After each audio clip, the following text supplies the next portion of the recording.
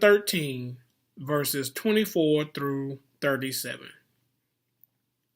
And it reads, "But in those days after that suffering, the sun will be darkened, and the moon will not give its light, and the stars will be falling from heaven, and the powers in heaven will be shaken.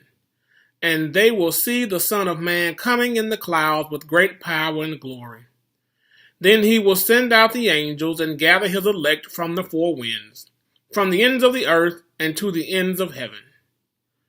From the fig tree learn its lesson. As soon as its branches becomes tender and puts forth its leaves, you know that summer is near. So also when you see these things taking place, you know that he is near, at the very gates. Truly I tell you, this generation will not pass away until all these things have taken place. Heaven and earth will pass away, but my words will not pass away. But about the day or the hour no one knows, neither the angels in heaven nor the Son, but only the Father. Beware, keep alert, for you do not know when the time will come. It is like a man going on a journey, when he leaves home and puts his slaves in charge, each with his work, and commands the doorkeeper to be on the watch. Therefore keep awake, for you do not know when the master of the house will come, in the evening, or at midnight, or at cockcrow, or at dawn. Or else he may find you asleep when he comes suddenly. And what I say to you, I say to all, keep awake." This morning I want to talk to you a little bit about, on the subject, pay attention. Jesus' message this morning's text is not complicated, and it's not limited to the events that took place in the first century. Jesus' words this week apply to every hearer in every age. His message is, pay attention, this ride will eventually end. Whenever something significant in our lives ends, we normally feel either relief or anxiety.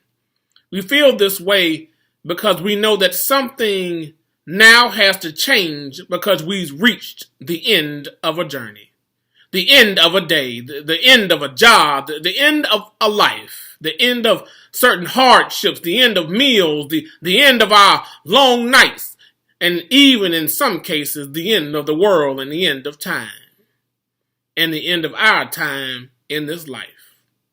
If you feel nervous about some of these things, I assure you, you're not alone. Jesus has something to say to you.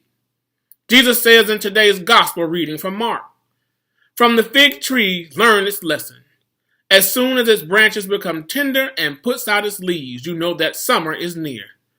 So also when you see these things taking place, you know the Son of Man is near, at the very gates." So Jesus says, be on guard, keep awake. If any of you have ever experienced significant changes in your life, whether desired or dreaded, you all know about those days.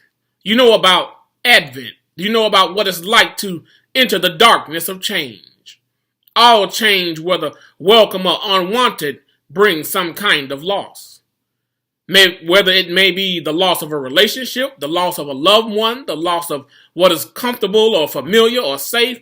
Regardless, the world as we know it in these situations have come to an end.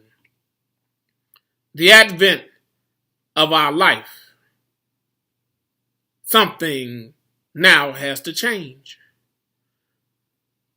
The advents of our lives set before us important questions.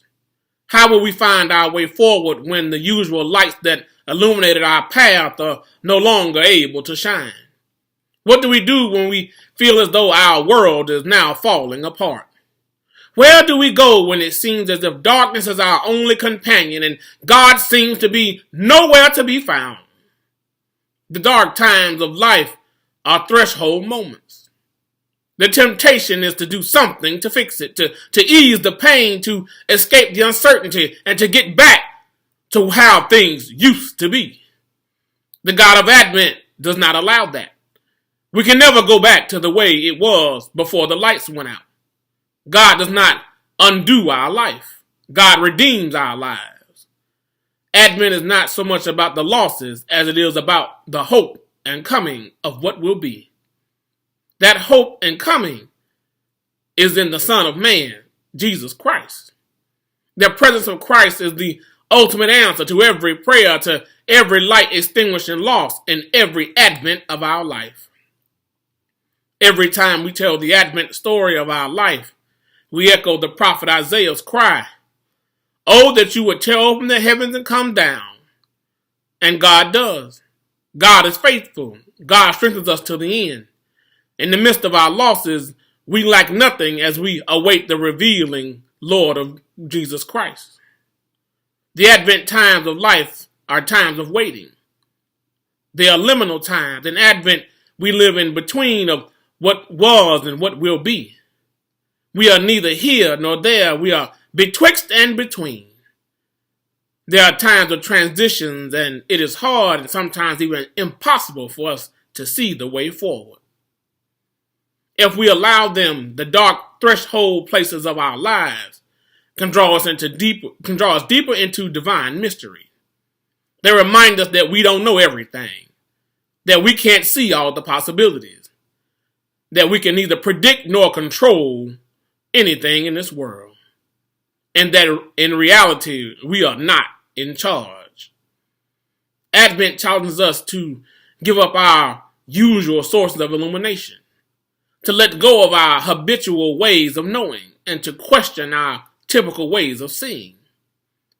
Advent invites us to receive the God who comes into us in the darkness of our lives. In everybody's life, at some point or another, our world seemed to fall apart. Our lives change and the lights seem to go out. And more often than not, we see this as the end. When these things happen, Jesus says, remember the fig tree, to read the signs correctly. When its branch becomes tender and it puts forth leaves, you know summer is near. So also when the darkness overtakes your life, know that Jesus is near. Christ's presence, our healing and salvation, always taking place in the dark and messy parts of our lives. We have not and never will be abandoned to the darkness. Be alert, Jesus warns us. He commands us to keep awake. Whenever we think our life is over, that darkness is our final reality, that we've been abandoned or that lost in darkness are our only realities, then we have to acknowledge that we failed to keep awake. We failed to pay attention to what was going on. Too often we allow the darkness to deceive us into believing that there is nothing worth waiting or watching for. So we close our eyes. We stop paying attention and we become part of the darkness. We refuse to see the one who's always coming to us. The danger in the darkness is that we do not give our eyes a time to adjust. We do not trust our night vision. Night vision is not about the light around us, but the light that is within us, a light that can never be extinguished. The advent of our lives is to trust the coming one more than the darkness. It means we must sit, listen, wait, and watch. Now, this is contrary to what most of the world believes and what our society rewards. We must show up every moment of our lives, not just in spite of, but because of the darkness. To show up and be present in the darkness of life is some of the hardest work any of us will ever do. We can run from our darkness, but don't run from God. In the darkness of Advent, we move slower and we trust less. We should listen more than we speak. We should hold questions rather than always trying to give an answer. We wait expectantly, but without specific expectations. Waiting in darkness is an act of faithfulness and surrender to the God that we know is coming in the end. Waiting becomes our prayer, a prayer that is and will be answered by God's presence. We have to pay attention to what is going on around us and know that no matter what we're going through, that God is there with us. that no matter how bad we think it is, that whenever that thing comes to an end, we have to keep paying attention to know that God is there with us. That though one day, yes, this world will come to an end and Jesus will return, we don't know when that's going to be. So we have to pay attention to what's going on to make sure that we're always prepared, that we've done what God would command us to do, that we've loved God with all our heart, our minds, and our soul, that we've loved our neighbors as we love ourselves, that we've fed the hungry, clothed the naked, visited the sick. Because then if we've done what God would command us to do, then we've served God in the way that God would have us serve, not in the ways that we desire to serve. So I challenge us all this morning to pay attention to what's going on around us. See if you are actually ready that if God came back tomorrow, that your life will be judged in the right manner, that you've done what God would have you do rather than what man would have you do.